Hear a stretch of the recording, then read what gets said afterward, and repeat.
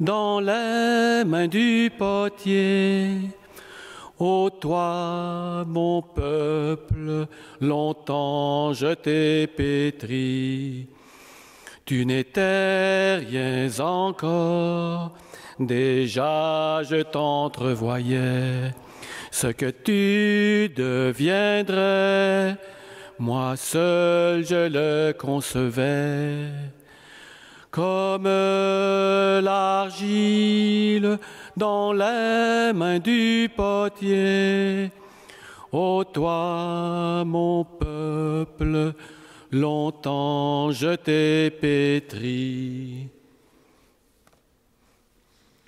Au nom du Père, et du Fils, et du Saint-Esprit, le Seigneur soit avec vous. Et avec votre esprit. Aujourd'hui, nous accueillons toutes les personnes qui nous suivent au Québec, mais aussi toutes les personnes qui pourraient nous suivre par Internet, les personnes qui sont en France, en Suisse, en Belgique. Et nous offrirons cette messe à l'intention du Père Léonard, qui a été atteint par le coronavirus. Et au début de cette célébration, reconnaissons ensemble que nous sommes pécheurs. Seigneur, accorde-nous ton pardon. Nous avons péché contre toi. Montre-nous ta miséricorde. Nous serons sauvés. Que Dieu Tout-Puissant nous fasse miséricorde, qu'il nous pardonne nos péchés et nous conduise à la vie éternelle. Amen. Seigneur, prends pitié de nous. Seigneur, prends pitié de nous. Ô Christ, prends pitié de nous. Ô Christ, prends pitié de nous. Seigneur, prends pitié de nous. Seigneur, prends pitié de nous. Prions le Seigneur. Tu as préparé, Seigneur, pour nous qui sommes faibles, les secours dont nous avons besoin. Donne-nous d'accueillir avec joie notre relèvement et d'en témoigner par la fidélité de notre vie. Par Jésus-Christ ton Fils, notre Seigneur et notre Dieu, qui vit avec toi dans l'unité du Saint-Esprit, maintenant et pour les siècles des siècles. Amen.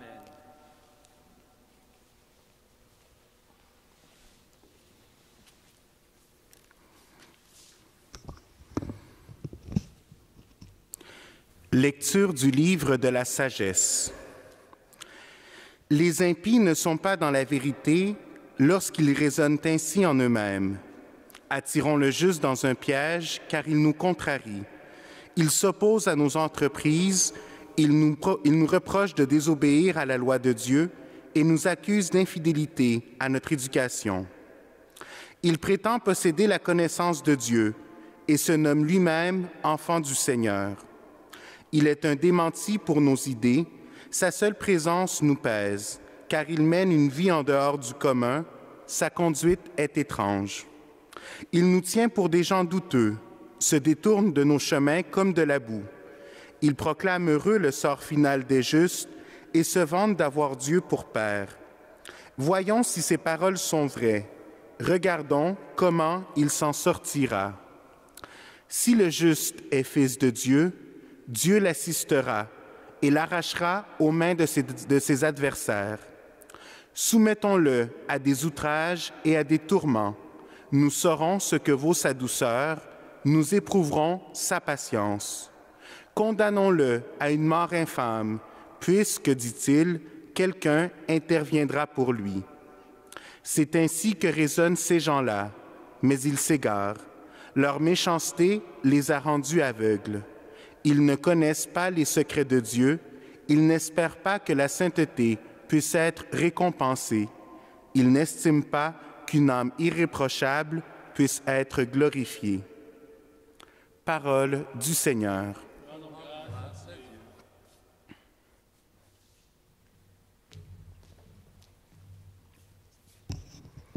Le Seigneur est proche du cœur brisé. Le Seigneur affronte les méchants pour effacer de la terre leur mémoire.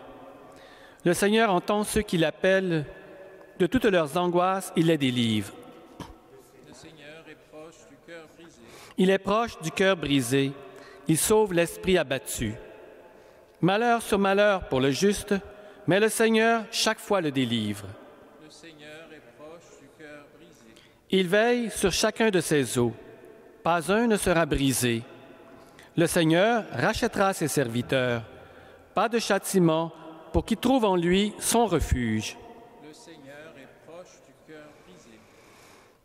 Ta parole, Seigneur, est vérité, et ta loi délivrance. L'homme ne vit pas seulement de pain, mais de toute parole qui sort de la bouche de Dieu. Ta parole, Seigneur, est vérité, et ta loi délivrance.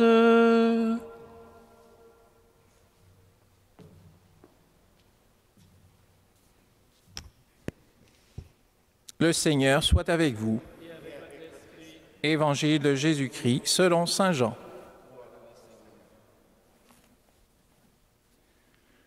En ce temps-là, Jésus parcourait la Galilée. Il ne voulait pas parcourir la Judée, car les Juifs cherchaient à le tuer. La fête juive des Tentes était proche. Lorsque ses frères furent montés à Jérusalem pour la fête, il y monta lui aussi, non pas ostensiblement, mais en secret. On était déjà au milieu de la semaine de la fête, quand Jésus monta au temple, et là, il enseignait. Quelques habitants de Jérusalem disaient alors, « N'est-ce pas celui qu'on cherche à tuer? Le voilà qui parle ouvertement, et personne ne lui dit rien.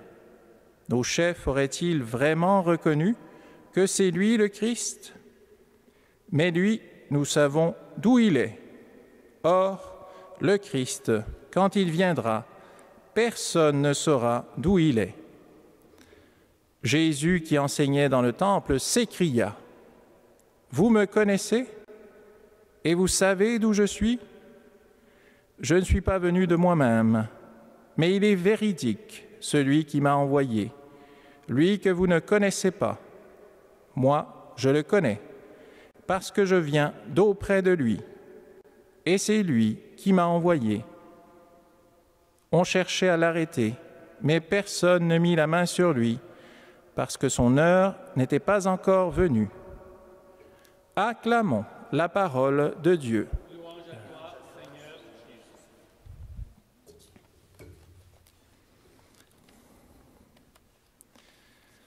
Bien, voilà un passage qui nous repose la question de qui est Jésus? Qui est Jésus? Sous l'angle d'où vient Jésus? Et bien sûr, nous parlons de la divinité de Jésus ici. Elle nous repose cette question. Et dans ce moment de confinement, ce n'est pas mauvais. Nous avons moins de distractions, on a moins de choses à faire, on a moins d'endroits où aller. Et aujourd'hui, en plus, nous pouvons tourner à notre avantage ce temps que nous avons ensemble, où nous sommes pratiquement au repos. Nous pouvons revisiter cette question. C'est là où Jésus semble nous dire que nous ne le connaissons pas vraiment. Et est-ce que ce n'est pas vrai? Quand on prend, par exemple, la tempête apaisée, les apôtres, quand ils voient ce qu'il fait taire le vent, qu'il dit à la mer de devenir calme, au lieu de dire « Hourra, le Messie a agi », ils disent « Qui est-il celui-là pour commander à la mer et au vent ?» Ils ne savent pas qui il est. Le connaissons-nous vraiment? C'est là une question importante. Et si on mettait en file tous les chrétiens et qu'on leur demandait d'écrire sur un papier qui est Jésus pour eux, combien de personnes nous feraient des descriptions qui seraient différentes les unes des autres? Autant de têtes, autant d'idées différentes.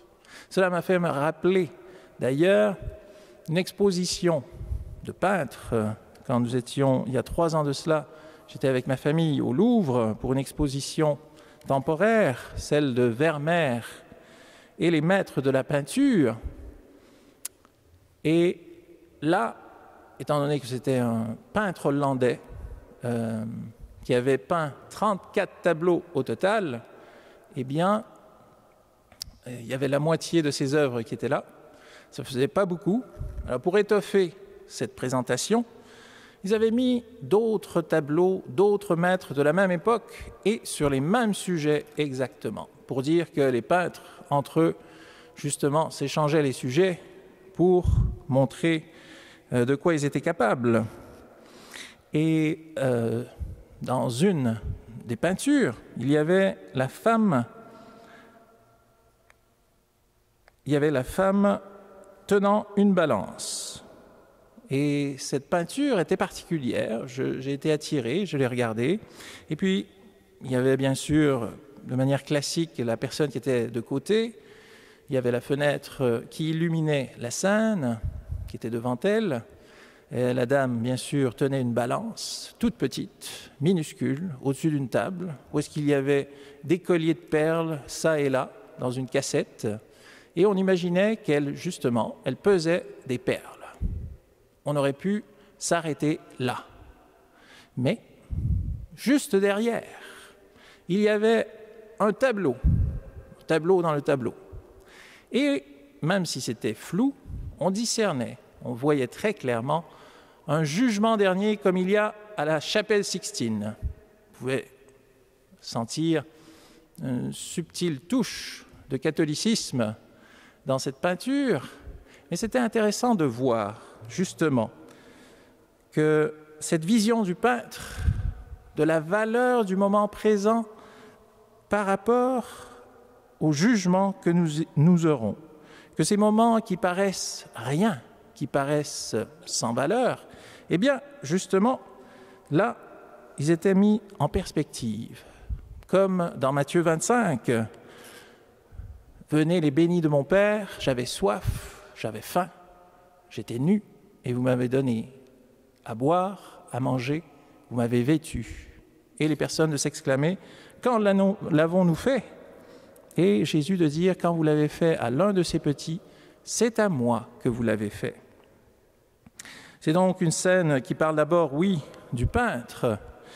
Cependant, elle montre l'importance de Jésus dans sa vie et surtout de la conscience de ce moment présent face à l'éternité qui l'habitait. Est-ce que nous ne tenons pas une balance, nous aussi, chaque jour, même quand nous sommes en confinement? Chaque moment présent doit être reporté sur l'éternité. Chacun de nous, nous avons cette balance dans la main et nous pouvons justement faire que ce soit que ce que nous pensons, disons, faisons, eh bien, soit matière qui soit à notre avantage le jour du jugement. Et à côté de ce tableau de Vermeer, donc, comme je l'avais dit, il y avait d'autres tableaux.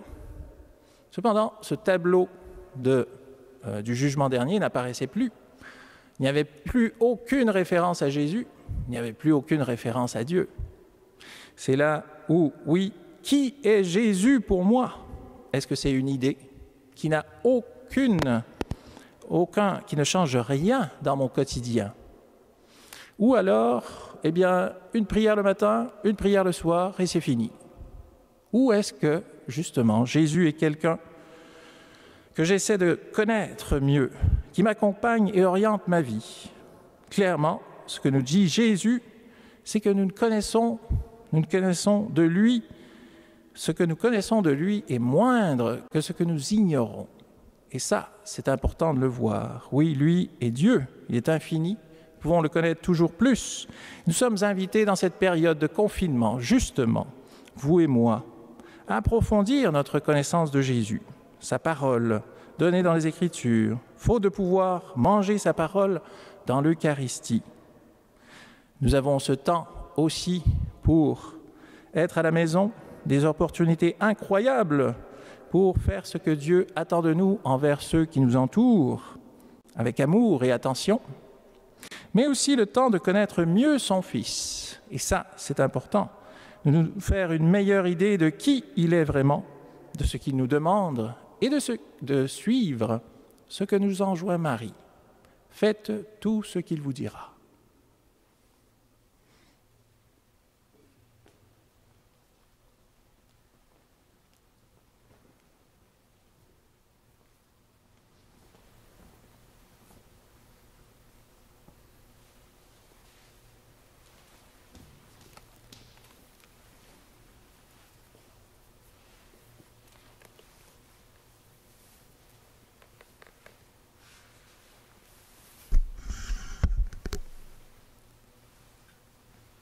Tu es béni, Dieu de l'univers, toi qui nous donnes ce pain, fruit de la terre et du travail des hommes, nous te le présentons, il deviendra le pain de la vie. Béni soit Dieu, maintenant et toujours.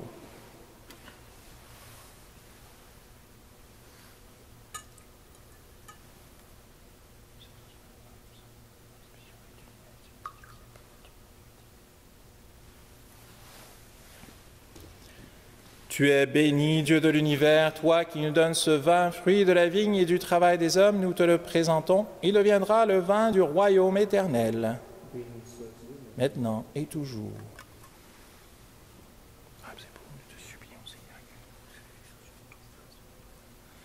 Lave-moi de mes fautes, Seigneur, purifie-moi de mon péché.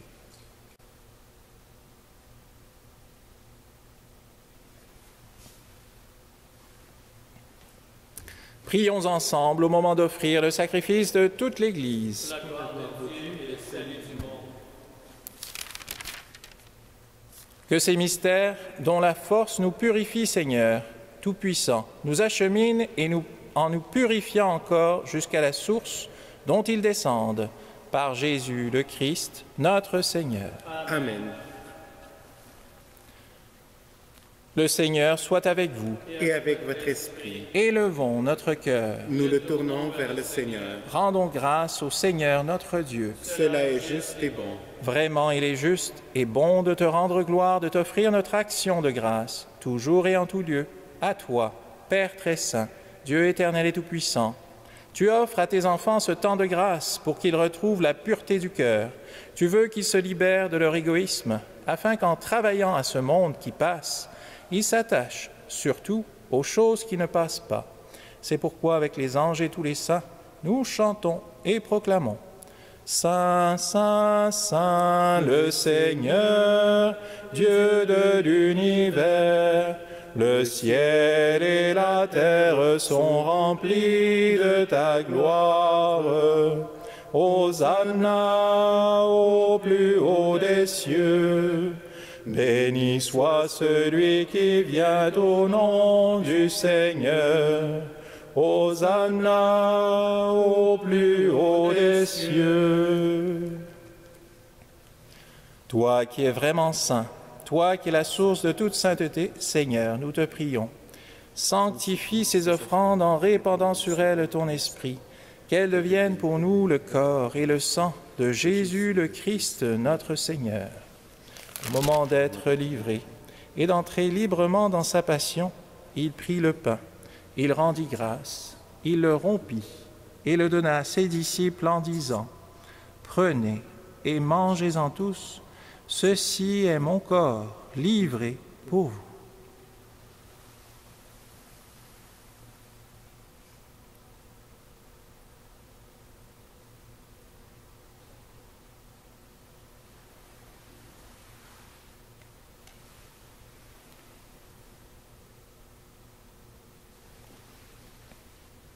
De même, à la fin du repas, il prit la coupe. De nouveau, il rendit grâce et la donna à ses disciples en disant « Prenez et buvez-en tous, car ceci est la coupe de mon sang, le sang de l'alliance nouvelle et éternelle, qui sera versé pour vous et pour la multitude en rémission des péchés. Vous ferez cela en mémoire de moi. »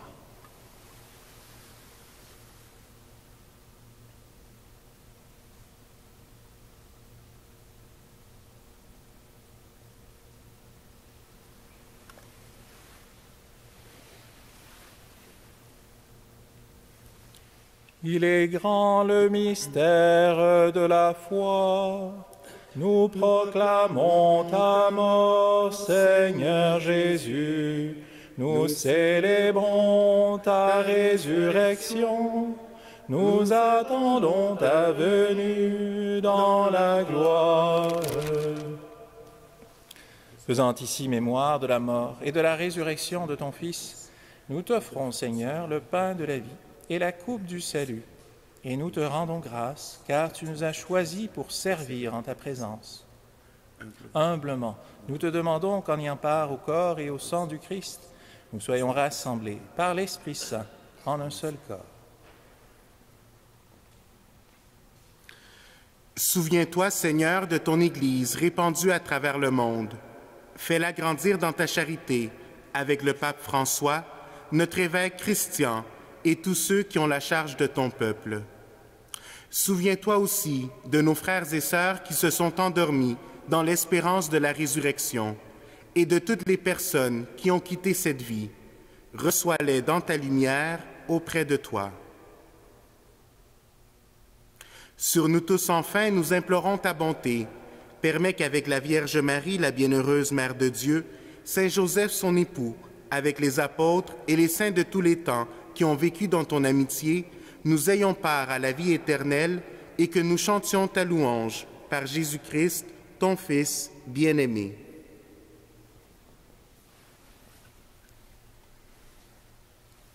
Par lui, avec lui et en lui, à toi, Dieu le Père Tout-Puissant, dans l'unité du Saint-Esprit, tout honneur et toute gloire pour les siècles des siècles.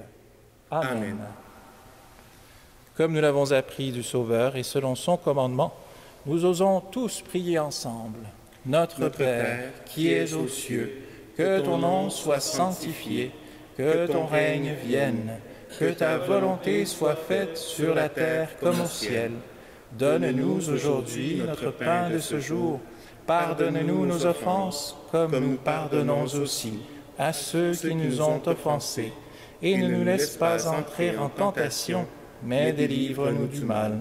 Délivre-nous de tout mal, Seigneur, et donne la paix à notre temps. Par ta miséricorde, libère-nous du péché. Rassure-nous devant les épreuves en cette vie, où nous espérons le bonheur que tu promets, et l'avènement de Jésus-Christ notre Sauveur. Car c'est à toi qu'appartiennent le règne, la puissance et la gloire, pour les siècles des siècles. Seigneur Jésus-Christ, tu as dit à tes apôtres, « Je vous laisse la paix, je vous donne ma paix. Ne regarde pas nos péchés, mais la foi de ton Église. Pour que ta volonté s'accomplisse, donne-lui toujours cette paix, et conduis-la vers l'unité parfaite, toi qui règnes pour les siècles des siècles. » Amen. Que la paix du Seigneur soit toujours avec vous. Et avec votre esprit.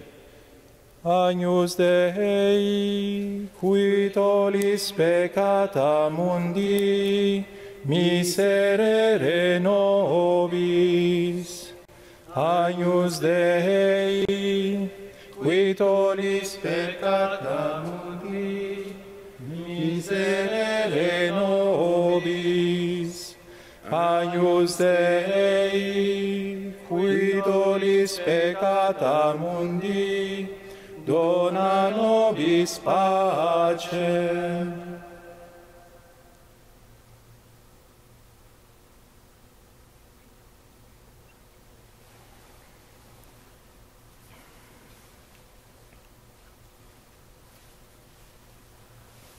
Heureux les invités au repas du Seigneur, voici l'agneau de Dieu qui enlève le péché du monde. Seigneur, je ne suis pas digne de te recevoir, mais dis seulement une parole et je serai guéri. Que le sang de Jésus-Christ garde pour la vie éternelle. Amen.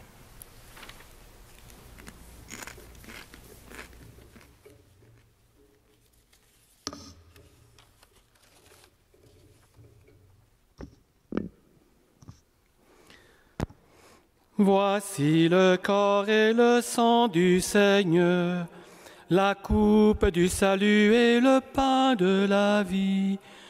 Dieu immortel se donne en nourriture pour que nous ayons la vie éternelle. Au moment de passer vers le Père, le Seigneur prit du pain et du vin pour que soit accompli le mystère qui apaise à jamais notre faim. Voici le corps et le sang du Seigneur, la coupe du salut et le pain de la vie. Dieu immortel se donne en nourriture pour que nous ayons la vie éternelle.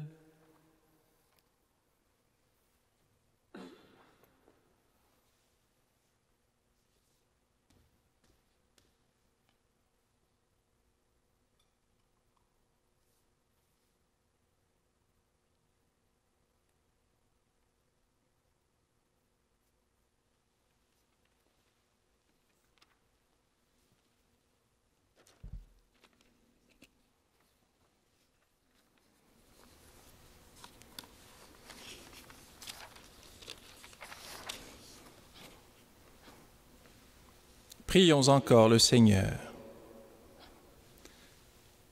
Nous t'en prions, Seigneur, nous qui allons du passé vers ce qui est nouveau. Fais-nous quitter ce qui ne peut que vieillir. Mets en nous un esprit de renouveau et de sainteté, par Jésus le Christ, notre Seigneur. Le Seigneur soit avec vous. Que Dieu Tout-Puissant vous bénisse, le Père, le Fils et le Saint-Esprit. Allez dans la paix du Christ.